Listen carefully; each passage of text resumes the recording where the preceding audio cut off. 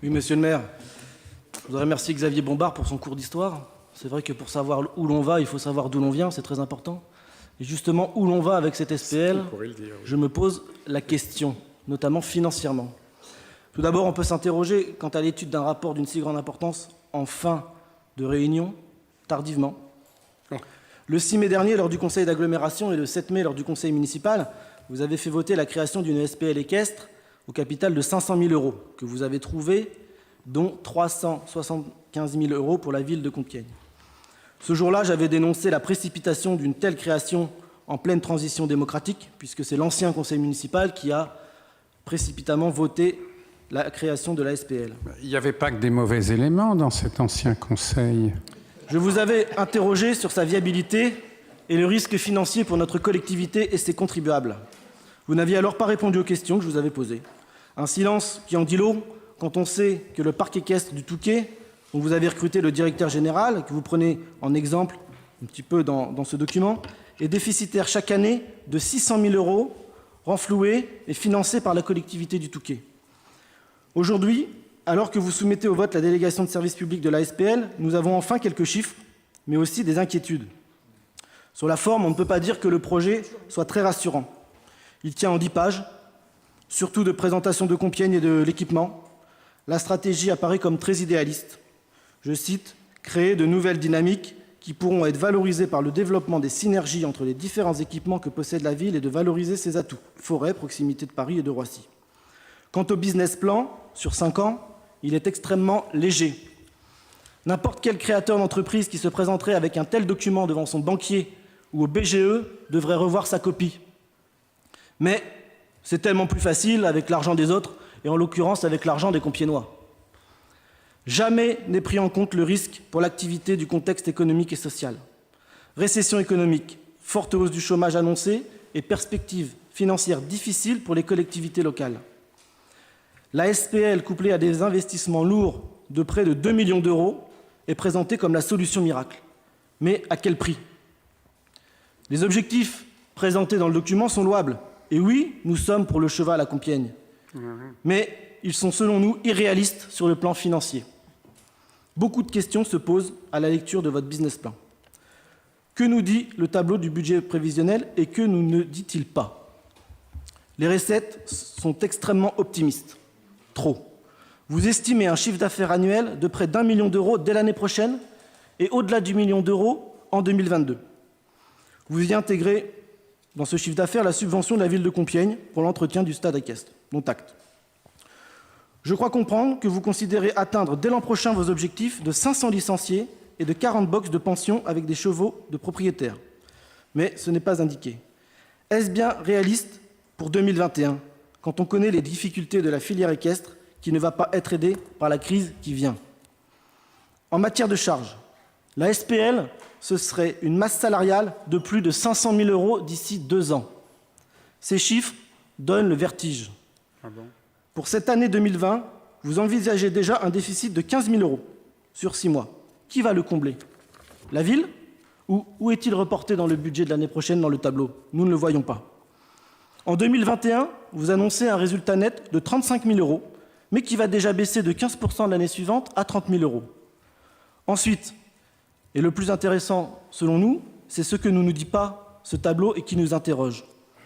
Les coûts de fonctionnement sont flous. Les dépenses prévues ne sont pas détaillées. On a 2 masses, fournitures consommables, 153 000 €, services extérieurs, 323 000 €, 313 € en 2021. Que comprennent ces postes de dépenses? Sur quelle base et quels objectifs ont-ils été calculés? Sur combien de chevaux en pension? Sur combien de licenciés? Quand? Quelles sont les projections des coûts vétérinaires, pensions de chevaux, alimentation, les soins? Quelles sont les prévisions de charges générales? L'administration, la communication, les transports, les frais de réception. Vous annoncez que la SPL, je cite, va engager une politique commerciale et de communication forte par les réseaux sociaux. Un site internet refondu. Parution dans la presse locale et spécialisée dès la reprise en septembre. Où sont ces coûts? Qui va les payer? Est-ce bien la SPL ou est-ce la ville de Compiègne au travers du service communication?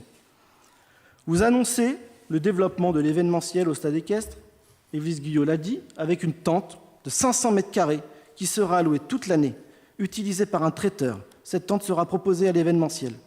Mais qui aura la charge de la construction de cette tente? Rien n'est indiqué dans ce document. Cette dépense d'investissement n'apparaît nulle part. Dans les 2 millions de travaux déjà prévus? On ne sait pas. Or, la recette espérée par cet événementiel est de 60 000 € par an, qui, j'imagine, figure déjà artificiellement dans votre business plan. Combien va coûter la tente? Qui va la financer? La ville de Compiègne? L'ONF a-t-elle donné déjà ses autorisations? Vous souhaitez augmenter la fréquence d'utilisation du stade équestre, et c'est très bien. Surtout quand on apprend que celui-ci coûte à la ville près de 400 000 € par an pour 30 jours d'utilisation et ne génère que 57 000 € de recettes. Quel type de compétitions seront organisées?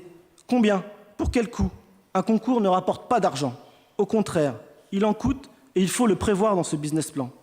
Au Touquet, en 2016, c'est notre référence, les concours ont été déficitaires de 186 000 €, en 2017 de 35 000 €, selon les documents officiels de la ville du Touquet.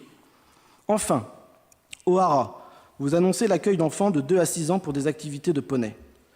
Le Hara est-il agréé pour recevoir de si jeunes enfants dont les équipements nécessitent des agréments? Les sanitaires sont-ils adaptés? La sécurité est-elle garantie? La commission de sécurité a-t-elle émis un avis favorable? Chers collègues, je crains que le projet qui nous est présenté ce soir, aussi optimiste soit-il, est très hasardeux financièrement. Or, lorsqu'il s'agit d'argent public, le hasard ne suffit pas. Il faut des perspectives et des preuves tangibles. Ce projet ne prend pas en compte, je l'ai dit, le contexte de récession qui vient, et il est clairement au-dessus des moyens de la ville de Compiègne.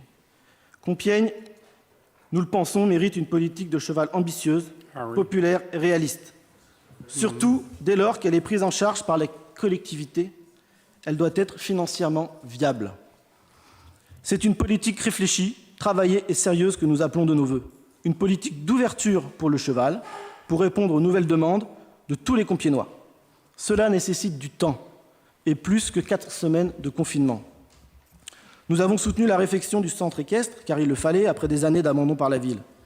Mais ce montage juridique et financier d'argent public pour mener la politique de cheval à Compiègne n'est pas adapté au contexte économique et aux finances de la ville. Nous ne voulons pas qu'à Compiègne, la collectivité renfloue chaque année des centaines de millions d'euros pour un projet précipité. De milliers d'euros, des centaines de milliers d'euros. Nous ne voulons pas d'un Touquet bis à Compiègne. Nous voulons le respect du contribuable et des Compiègnois. Ce respect, il exige, monsieur le maire, de présenter au conseil municipal un projet plus détaillé et plus solide que celui-ci et nous faire partager un projet pour le cheval réaliste et innovant. Nous voterons contre ce projet en l'état. Nous serons extrêmement vigilants quant à la gestion de cette SPL et à la trajectoire que prendront les dépenses pour la ville de Compiègne. Chers collègues de la majorité, vous ne pourrez pas dire que vous ne saviez pas, et les risques et périls ne sont pas à la charge directement de la SPL, c'est le contribuable qui prend ces risques et ces périls. Je vous remercie. Merci, Monsieur Dio. Y a-t-il